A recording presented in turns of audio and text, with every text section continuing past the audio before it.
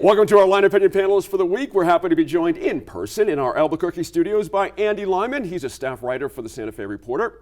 Sean Griswold is here. He's editor at Source, New Mexico, and we're really pleased to have former State Senator Dee Dee Feldman with us again as well. Thank you all for being here. Now, things are looking green for the cannabis industry here in New Mexico. It's been 1 year since recreational products hit shelves across the state, bringing in more than $300 million in taxable sales since last April. Now, Andy, you wrote several wonderful stories for a special issue of the Santa Fe Reporter this week examining trends that have emerged in the year since legalization. You profiled a small family-owned cannabis business, and they voiced a common concern of late, oversaturation in the market. I hear this a lot from a lot of different angles. We'll talk about this. Your takeaway on this first bit about oversaturation. True? False? People protecting markets, or what's going on there? I think it's sort of a natural consequence or benefit to the way that the state has been issuing licenses. And I think part of the way they've been issuing licenses, or the reason they have, is sort of helping people that basically everyone that wants a license, they'll help get a license. Right. The state, I mean.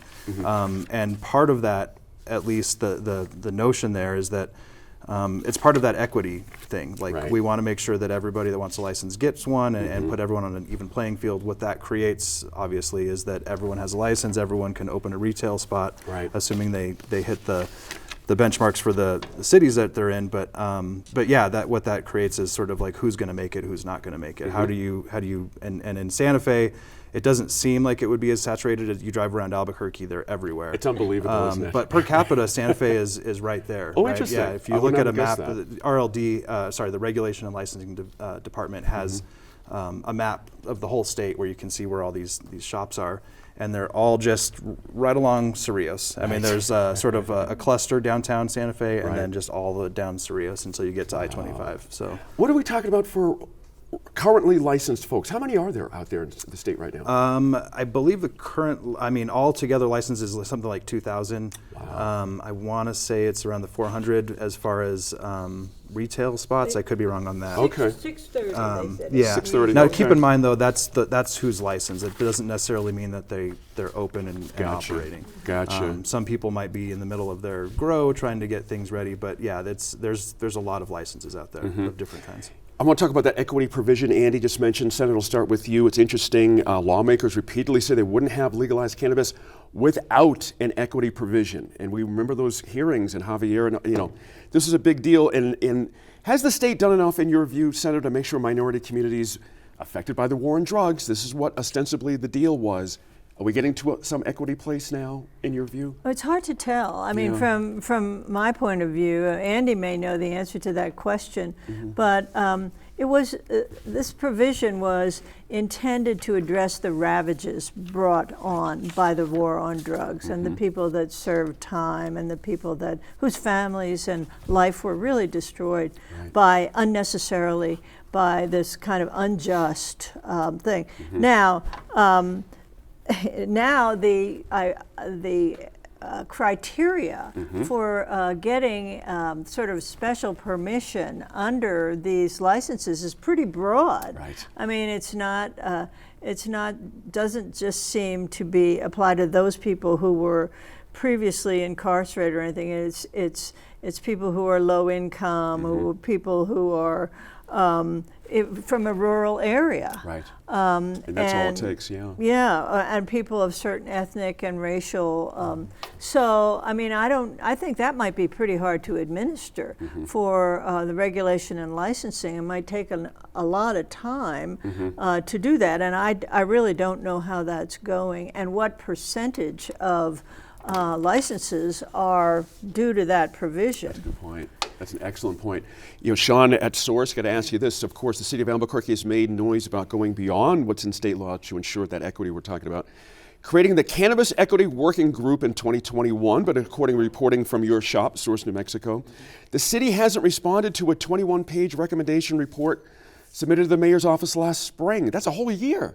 What happened here? What's going on? Yeah, it was interesting that, this report was compiled by Black and brown women that are contracted by the city of Albuquerque. Okay. Did it through the city's equity office, reported it to the mayor, sat on the mayor's desk for 18 months. Wow. And Monday was the first time that city councilors were given a review of the actual report. Huh. Now, the report does recommend, as Andy was discussing, outlines for how the city can promote and encourage people from marginalized communities to receive business licenses or growing licenses to get their foot in the door in the industry.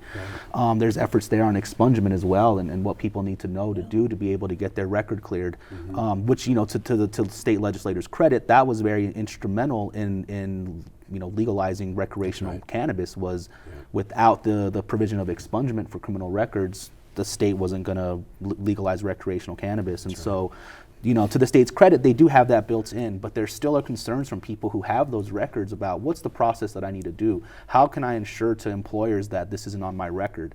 And so the city is hoping to provide some resources that actually does outreach to individuals.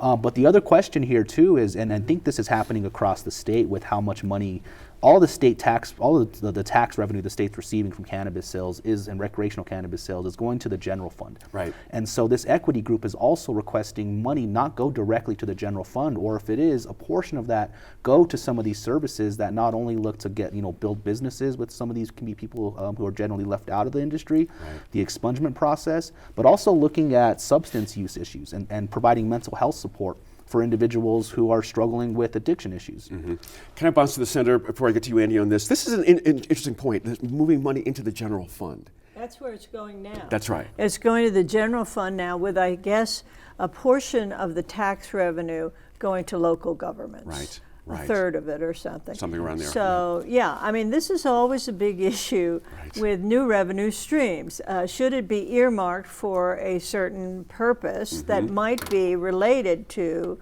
the issue, or should it go into the general fund where legislators have more authority to appropriate it and use it as they see fit? Yep. So, it's an old story, but it certainly seems to me that this cries out for some sort of earmarking. That's an interesting point. I want to come back to the earmark point too. And Andy, the recommendations in that report included creating a fund for cannabis social equity programs. We all know about that.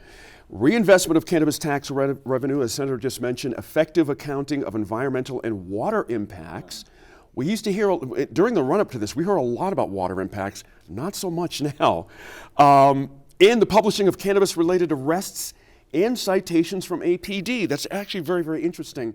Again, the nature of the argument here, give us a sense of what's the push and pull here? How far are people willing to go here? I guess I don't know, and sort of to jump off of what Sean was talking about in that source story that Austin Fisher wrote, that's a overlooked piece of equity. The obvious one is who gets a license, who gets a chance to get their foot in the door in this, but it's also for groups such as Drug Policy Alliance. They're saying a big piece of equity is to sort of help those people that were impacted by the war on drugs or just drugs in general, right? Which is rehab or prevention, prevention stuff. And so I guess I'm sort of lost on why, even in Santa Fe, they're saying, over $500,000, we want to just keep it in the general fund. We don't know how much money this is going to provide. That's right. And so I'm not quite clear on why there's such a hesitancy to put that money someplace. It may be, just if I could speculate, it may be because they don't know what the year-over-year revenue is going to be, and whether there has been a big, burst at the beginning of this program, and it'll go down in the following years. Let me get you to stay on that subject, and we can all touch on this. The idea here was there would be enough jobs, enough income, and enough everything, we can start to move away from oil and gas. Were we a little too anxious on that? I mean, that's a lot of money, $300 million, but it's not a lot of money at the end of the day compared to oil and gas. No, it's not. I mean, I don't think it was ever really touted as a substitute for oil and gas, but as a piece of one alternative picture to oil and gas, and we need to continue to build that alternative picture. Yeah. Do we know, Andy, how many jobs are currently being filled or operating in this Because the governor, I seem to recall the number was 11,000 for jobs back when. I think it depends on how broad you want to look, right? Okay. Because there's ancillary businesses too, right? Right. There's a lot of people that are saying, oh, we'll do marketing for you, we'll create the leaderboards for your stores, we'll do That's right. security, I'll be your realtor to find a building. And then of course, if you're vertically integrated in an actual cannabis company, you could have jobs anywhere from growing to retail, anywhere in between, and marketing within that company. So I think it's hard to get a real idea of how many jobs there actually are. That's out there. that's fair enough. Sean, do we know what's the deal with delivery? Have you know, a lot of people understand there's delivery available for recreational marijuana, and some people are like, I've never heard of this. What are you talking about? I'm curious if in your reporting, if you come up on anything. I'm curious about these APD arrests and citations. What's going on with all that? Well, actually, through Andy's reporting, we found out that the state has licensed over 30 couriers. Now, the state already had a courier system developed under its medical marijuana program, and that was considered like one of the best ways to provide access to rural medical patients to their medicine. And so, you know, jumping off of that, I believe that's also the effort when it comes to couriers, is that you're providing access to cannabis for people who don't really necessarily have a dispensary or 5 dispensaries on their block. And so that's an effort there that's, I think, is really growing. That could honestly boost into Mexico as another, you know, job that could provide more revenue for a private company that doesn't have to have a marijuana license, maybe a particular courier license, which I'm still quite unsure if that even exists, because then there's also the courier element of how do you transport your money back and forth. Like there's not necessarily a Brinks for marijuana, you know, the big armored cars, and that also leads to some sort of federal issues regarding how money is transferred. So transportation is another element that we're actually looking into to see what is involved when it comes to not only moving your cash supply, which is the predominant amount of like the source of revenue that dispensaries have, but also your inventory, or you know, the inventory of your packaging materials, or just how do you get your product over to a customer who lives hundreds of miles away in a rural community. So I think that's a very fascinating element to see New Mexico potentially grow into as we see more and more jobs come out of this industry. Nice wrap up there. Interesting. Well, you go up 4th Street right now, you might as well call it Cannabis Row. It's amazing. Like every other, the grass station at Manal and 4th. It's a drive up. You can drive up now and place your order and get it. Manal's another one. That's their Green Mile in Albuquerque, because it's not really near schools or churches and stuff. So fascinating. Imagine this all started with the idea to do state-run pop shops, and here we are. This is very interesting. Thanks to our Line Opinion panel. We'll meet back here at the table in less than 15 to talk about some pressing environmental concerns in our state, including a nuclear waste disposal plan and historic flooding in the Jemez River Valley.